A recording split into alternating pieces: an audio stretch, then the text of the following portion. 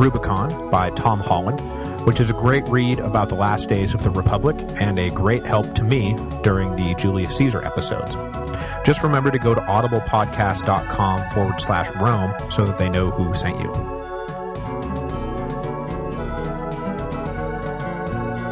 Hello, and welcome to the History of Rome. Episode 71, Otho and Vitellius. On January 15, 69 AD, Otho assassinated Galba and fulfilled the prophecy that had been driving the young aristocrat for the past few months, that Galba would soon be dead and Otho would succeed him. Of course, Otho had been working under the assumption that the prophecy meant Galba would adopt him and he would ascend to the throne legitimately. But having been passed over for adoption, Otho fulfilled the prophecy by other means. Otho, however, was not the only one who had an eye on the throne, nor the only one who was willing to go to violent, illegitimate lengths to seize it. In the weeks leading up to his death, Galba had been receiving reports that the legions on the Rhine, ostensibly led by Vitellius, were in full revolt. In public, Galba downplayed the danger and brushed aside worries that something was seriously amiss in the north, but when Otho finally claimed his prize and became the supreme ruler of the Roman Empire, he discovered that it was not a unified state he inherited. Not only was the revolt along the Rhine much more serious than anyone thought, it would prove to be the only issue Otho would deal with as emperor. Whatever plans he had, and whatever dreams he dreamed, for the rest of his short life, Otho would be consumed with beating back the insurrection in the north, and ultimately wind up dying in the attempt. Otho had apparently been so focused on asking the prophets when he would be emperor, that he forgot to ask them for how long he would be emperor, because the answer would have been not very long, and maybe then he would have thought twice about the whole project. The funny thing is that the revolt that would eventually take Otho down had nothing to do with Otho himself. It was actually a revolt against Galba. But when word came north that Galba was dead, well, everyone was so revved up already that the treasonous event horizon was now in the rearview mirror. Nothing less than total capitulation on Otho's part would have averted their planned invasion of Italy. Along the Rhine, the rebellious pot started boiling in the wake of Vindex's revolt. As you know, Virginius Rufus, leading the legions on the Upper Rhine, put down the revolt, and then refused his troops' offer to declare him imperator. The Rhine legions went back to their camps and continued their nominal support of Nero at the behest of their obviously popular commander. However, when Galba came to power, things began to get ugly. For one thing, Galba had obviously been on the side of Vindex, even if he had never come to the latter's aid. So when he marched through Gaul on his way from Spain to Italy, Galba went out of his way to praise and reward the local tribes that had risen up along with Vindex. This support came at the expense of the tribes that had fought with the Rhine legions against the insurrection.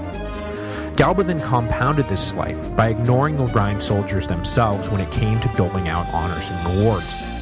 He did not punish any of them, but it was clear that Galba was stiffing them on his way into office. When the local auxiliaries and camped legionnaires got together and compared notes, they discovered that for the high crime of doing their duty, they had all been given the shaft. This, coupled with Galba's lingering reputation in the region from his tour there during Caligula's reign, meant that it was only with great difficulty that the commanders were able to convince the men to accept Galba as their legitimate emperor. But they never did accept Galba in their hearts. Virginius was replaced by someone Galba could trust, a decision that only exacerbated the situation. Fonteius Capito, the commander of the Lower Rhine, was soon implicated in a plot to overthrow Galba and was killed by the two officers who discovered his treachery. The assassination of Capito is what led Galba to appoint the totally harmless and utterly inexperienced Vitellius as a replacement, presumably to prevent this sort of thing from happening again. But the thing about the Capito affair is that there is a great deal of plausible speculation that Capito was not fomenting revolution, that instead he had refused to go along with the plot of the two officers who eventually killed him. Because one of those officers, Fabius Valens, had a great deal to do with convincing the supposedly harmless Vitellius that he could be emperor and to lead the Rhine armies in revolt. The other major influence on Vitellius was Aulus Caecina, who had served in Spain and was an early supporter of Galba. As a reward, he was able to skip a few places up the chain of command and was appointed legate of one of the legions on the Upper Rhine. But the young, charismatic, and well-liked Caecina was also ambitious and greedy. Not long after taking up his new post, he was accused of embezzling funds and had every reason to fear that old stick-in-the-mud Galba would soon strip him of his command, or worse. As eager an opportunist as the world has ever known, Caecina determined that the only way he was escaping his predicament in one piece was to stoke the resentment of the men under his command and hopefully convince them that as the cream of the Roman legions, which everyone agreed they were, that they deserved an emperor who showed them the proper respect. Caecina's motivation then in leading a revolution is clear. He was facing possible execution if Galba remained emperor. Valens's motivation, though, is far less clear, and he seems to simply be an unscrupulous commander nearing the end of an undistinguished career who felt that he had been treated badly by the new emperor and saw a chance to pole vault his way into power and relevancy. Perhaps it was simply a love of intrigue for intrigue's sake. However it happened, when the new year came around, both men were ready to throw off Galba's so recently saddled yoke. On the 1st of January, the provincial legions renewed their solemn oaths to protect and defend the empire for the greater glory of the empire in whose name yada yada yada. This is supposed to be a mere formality, but at the prodding of Caecina, 2 legions on the Upper Rhine refused to re-up their commitment. Despite the efforts of the few officers present who remained loyal to the emperor, the mutinous soldiers toppled statues of Galba brought in for the ceremony.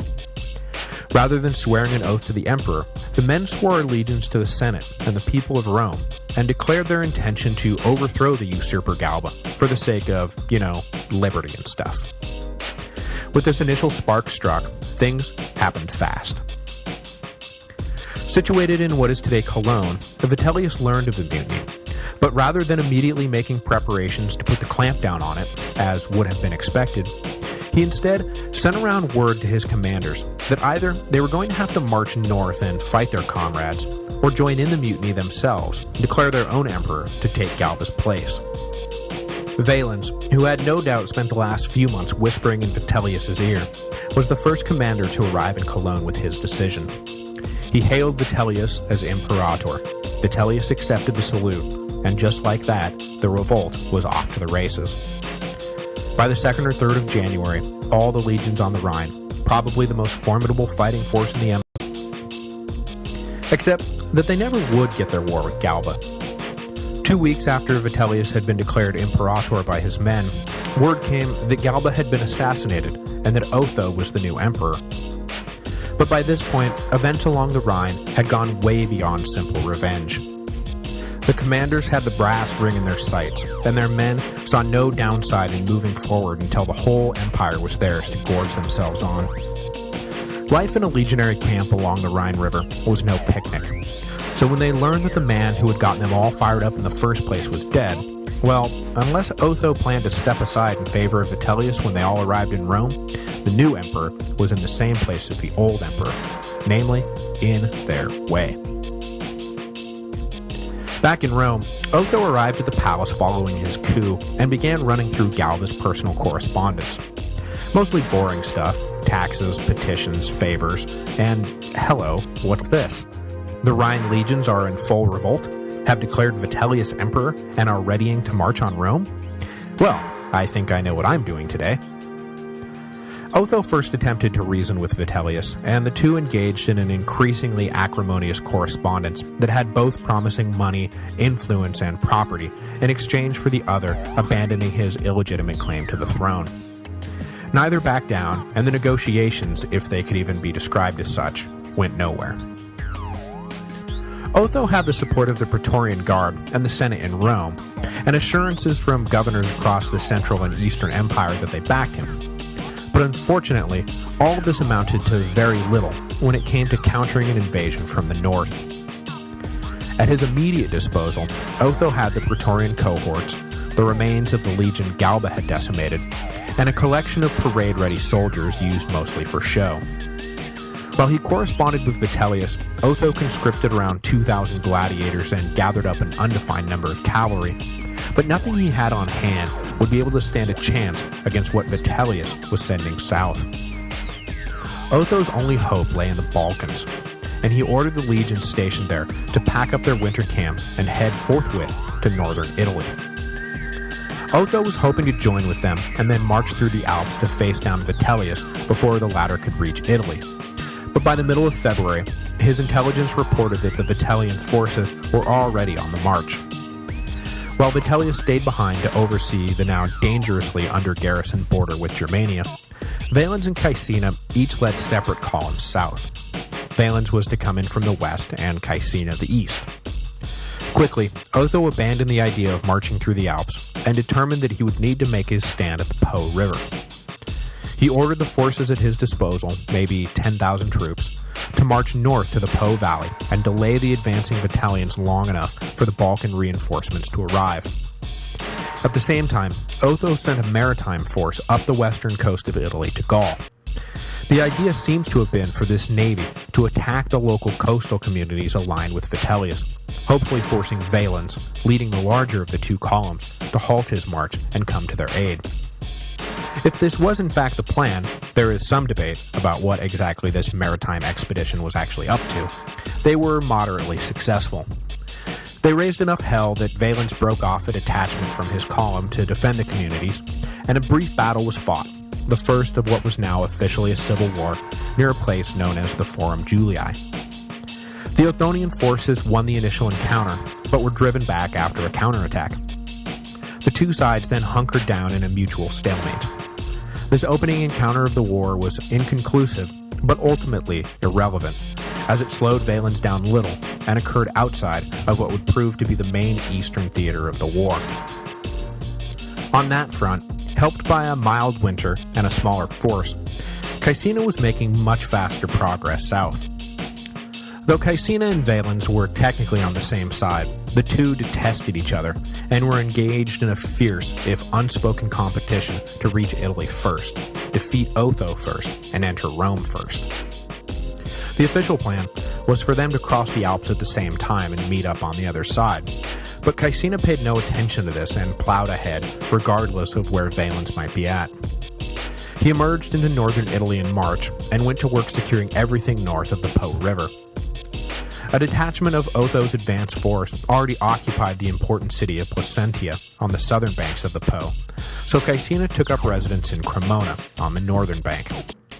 Prudence dictated that Caecina hold Cremona and wait for Valens, but believing that his veterans would make short work of Otho's outnumbered and soft parade units, Caecina decided to immediately take Placentia by force.